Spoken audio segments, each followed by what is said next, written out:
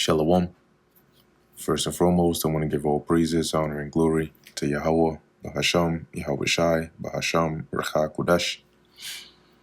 Double honors to the elders and the apostles of Great Millstone, and peace and blessings to the elect. And today we're going to go into the book of Job, the 21st chapter. But Job answered and said, "Hear diligently my speech, and let this be your consolations." So if there's anything that you're going to, any consolation or any gift you can give me, let it be your silence and listen to what I have to say. Suffer me that I may speak. And after that I have spoken, mark on. So you just let me say what I have to say. Let me say my piece. And then after that, you can continue on ridiculing me. As for me, is my complaint to man? And if it were so, why should not my spirit be troubled? So am I complaining unto you? Am I complaining unto man? Am I not putting my case before God? And even if I was complaining to man, why shouldn't I be, stressed? Why shouldn't I be impatient? Why shouldn't my spirit be troubled? Mark me and be astonished, and lay your hand upon your mouth. So look upon me, right? When it says mark, and and be surprised and be quiet. Put your hand upon your mouth. Even when I remember, I am afraid. Referring to his situation, right? The predicament he is in. Whenever that thought comes back to his mind, as he says, he is afraid. And trembling taketh hold on my flesh. Wherefore do the wicked live, become old, yea, are mighty in power? How come, right? Why is it that the wicked, they get to live a full lives, become old, and have power? Their seed is established in their sight with them, and their offspring before their eyes. They're able to watch their children grow, okay, and see them established. Their houses are safe from fear, neither is the rod of God upon them. So Job is saying, this is what it feels like, right? Like the wicked, they get to flourish, right? I think there's a precept in Psalms that mentions I was envious at the wicked. Roughly paraphrasing, but as he's saying here, they don't have to worry about fear, of safety. And it seems like the judgment of the Lord or his correction is not upon them. Their bull gendereth, which means and faileth not, meaning like their bulls, mate, right? And you know what that means, right? Without failing, they don't fail to let's say populate. Their cows calveth, meaning to bear children, or not children, but calves, have offspring, and casteth not her calf, meaning they don't have miscarriages and so on and so forth, right? And this is just a poetic way of saying that they don't have to worry about like their money or their goods, which would be their bull, their cow, their cattle, flourishes. They send forth their little ones like a flock, and their children dance, all right, which is signifying the peace that they're in, right? Setting off, let's read that in the NLT, it says, they let their children frisk about like lambs, their little ones skip and dance. They take the timbrel and harp and rejoice at the sound of the organ. They spend their days in wealth, and in a moment go down to the grave. So they don't live hard. Like, it doesn't seem like they live hard lives, right? They do all this wickedness and then enjoy the wealth. And then when it's time to go, they die. They go down to the grave. Therefore, they say unto God, depart from us, for we desire not the knowledge of thy ways. What is the Almighty that we should serve him? And what profit should we have if we pray unto him? And this is, as he's saying, this is the mindset of the wicked. And you can see how this fits Esau, right? And in terms of how they live and so on. You might look at it and even wonder, like, yo, why is it that, the majority of them, right, for so long, let me say, were in this position, right? It looks like they're, as the scriptures say, they're not in trouble as other men. So this is that faithless attitude that they have, right? Like, who is the Almighty? Who is the Most High that we should serve him, right? What are we going to gain, for praying on to him? Our lives were good. We get whatever we want. Lo, their good is not in their hand, right? Their flourishing, right, and their prosperity is not in their control.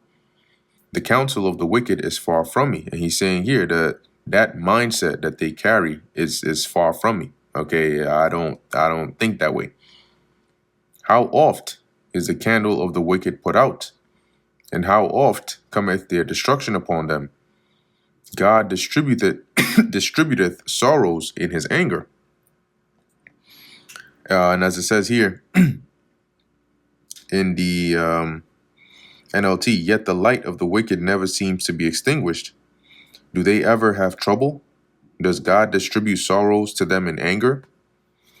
They are as stubble before the wind, and as chaff that the storm carrieth away. Stubble is like that, meaning that eventually they're just gonna be, swept away, right? They're gonna be taken out of the earth, like stubble, which is like what's left on the threshing floor, right? After you thresh, the the sheaves, that the husk and stuff that's left, that is just like it's powerless when it's blown away by the wind. Okay, and like the chaff, which is also similar, that the storm carrieth away, meaning when the time of their end comes, they'll be powerless to stop it or do anything about it. Just like chaff and stubble are powerless before the wind, right? They can only just be blown away by it. God layeth up his iniquity for his children. He rewardeth him, and he shall know it. So it says here, in NKJV, they say God lays up one's iniquity for his children. Let him recompense him that he may know it. Okay, so the referring to that of the wicked, right, and the iniquity that has been reaped, as to how it would come upon them in their generations, right, even their children. But here, as we read in the NKJV, right, let him recompense him that he may know it. Okay, in the NLT it says, well, you say at least God will punish their children, but I say he should punish the ones who sin so that they understand his judgment.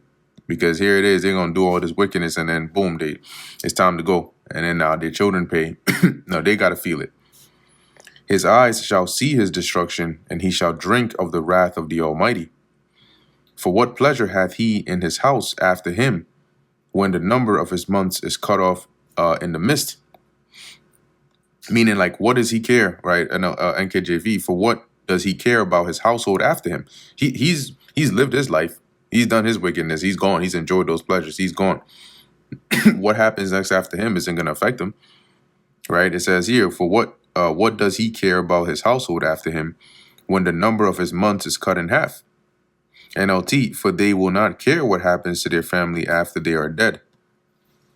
Shall any teach God knowledge, seeing he judgeth those that are high? One dieth in his full strength, being wholly at ease and quiet.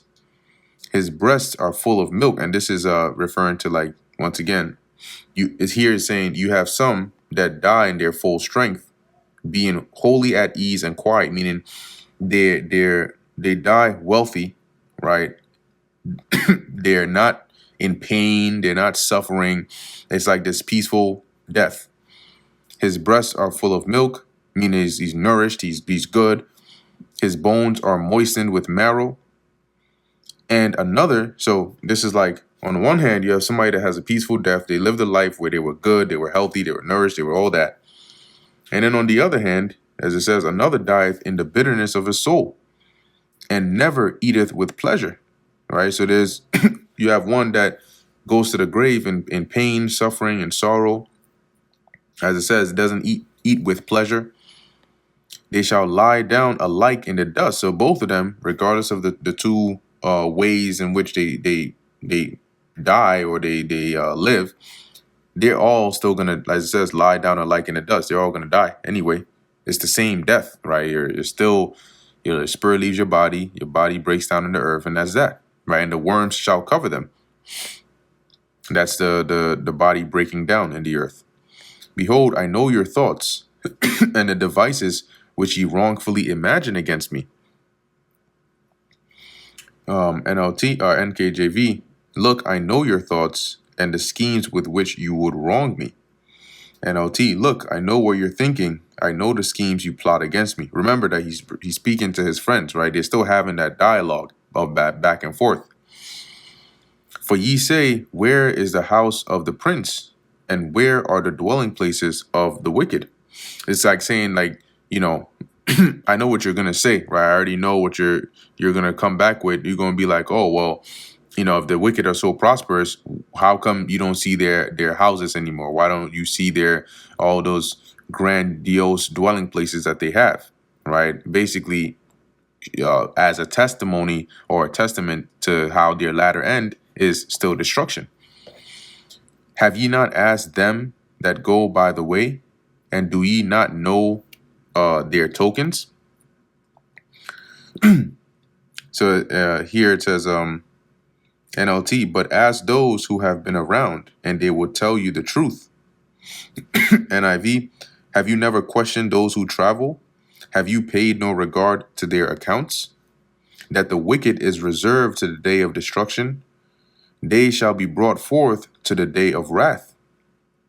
Who shall declare his way to his face? And who shall repay him what he hath done? Right? So who's gonna, hold them accountable? Right? Who's gonna exact vengeance upon them? Yet shall he be brought to the grave and shall remain in the tomb. The clods of the valley shall be sweet unto him, and every man shall draw after him, and there are innumerable before him. NLT says a great funeral procession goes to the cemetery. Many pay their respects as the body is laid to rest, and the earth gives sweet repose. Verse 34, how then comfort ye me in vain, seeing in your answers there remaineth falsehood. So you're telling me, oh, this is what happens to wicked people, and this is this, and this is that, and this is this, and then Job is basically using that same logic to say, well, how do you explain those of them that do wickedness? And here it is, they're not held accountable for it. They go to the grave, what it would seem like in peace, while others are suffering. So how are you going to try to comfort me? And the things, the answers in which you're giving me, there's falsehood, right? Like, how do you address this? NLT, how can your empty cliches comfort me? All your explanations are lies. And that brings us to the end of the book of Job, the 21st chapter. Lord willing, that was edifying to the elect. In closing, I want to give all praises, honor, and glory to Yahweh, Bahasham, Yahweh Shai, Bahasham, Rachak Wadash. Until next time, Shalom.